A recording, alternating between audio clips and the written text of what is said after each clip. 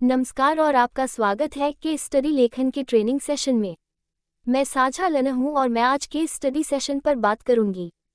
इस सत्र का उद्देश्य आपको केस स्टडी लेखन की तकनीकें और संरचना सिखाना है। उम्मीद है कि सत्र के अंत तक आप केस स्टडी लेखन में आत्मविश्वास महसूस करेंगे। आज मैं इस वीडियो में बात करूंगी। पहला, केस स्टडी की संरचना।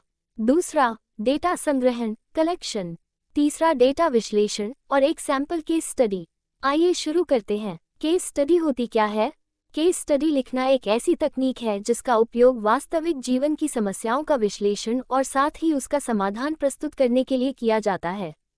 केस स्टडी लिखने से हम अपने काम, इम्पैक्ट की जानकारी एक आसान तरीके से बता सकते हैं। व्यक्तिगत स्तर पर केस स्टडी लिखने से प्रॉब्लम सॉल्विंग यानी समस्या समाधान के कौशल का विकास भी होता है। केस स्टडी लिखने के तरीके जानने से पहले हम एक छोटी सी गतिविधि करेंगे। कृपया सोचें और कि आपकी पसंदीदा बायोपिक कौन सी है और क्यों। उदाहरण के लिए, मुझे चक दे इंडिया बहुत पसंद है। आपको हो सकता है पसंद हो महेंद्र सिंह धोनी, दंगल आदि। क्या आप जानते हैं इन सब मूवीज में क्या कॉमन है जो हमें बांधकर रखती है? हर मूवी में मुख्य कैरेक्टर के चुनौती, संघर्ष और सफलता की कहानी दिखती है, जो शुरू होती है एक व्यक्ति के प्रारंभिक स्थिति, सामाजिक और आर्थिक परिस्थिति से और खत्म होती है उसे सफलता कैसे प्राप्त की। आप कमेंट में ज़रूर बताएं अपनी पसंदीदा जीवनी मूवी और वो आपको क्यों पसंद है। अगली वीडियो में हम जानेंगे कि क्या हम बायोपिक, जीवनी फिल्मों की तरह केस स्टडी भी लिख सकते हैं। बायोपिक की तरह एक प्रभावी केस स्टडी के 5 प्रमुख तत्व होते हैं। शीर्षक यानी टाइटल से केस स्टडी की शुरुआत की जाती है। शीर्षक के बाद प्रस्तावना लिखी जाती है जिसमें व्यक्ति की सामाजिक और आर्थिक परिस्थिति के बारे में बताया जाता है। इसके बाद समस्या विवरण यानी चुनौतियों का विवरण जिनका सामना व्यक्ति को करना पड़ा। केस स्टडी का तीसरा मुख्य तत्व है समाधान के तरीके, हस्तक्षेप। जैसे बायोपिक फिल्म में किसी घटना या व्यक्ति के हस्तक्षेप से नायक का जीवन कैसे बदलता है, ये दिखाया जाता है। केस स्टडी में भी हमारे हस्तक्षेप का वर्णन किया जाता है और कैसे उसने व्यक्ति या समुदाय के जीवन में सुधार किया। अगला मुख्य तत्व है परिणाम। बायोपिक फिल्म की तरह केस स्टडी में भी हम ये दिखाते हैं कि हस्तक्षेप के बाद व्यक्ति या समुदाय के जीवन में क्या सकारात्मक बदलाव आए। अंत में निष्कर्ष लिखा जाता है।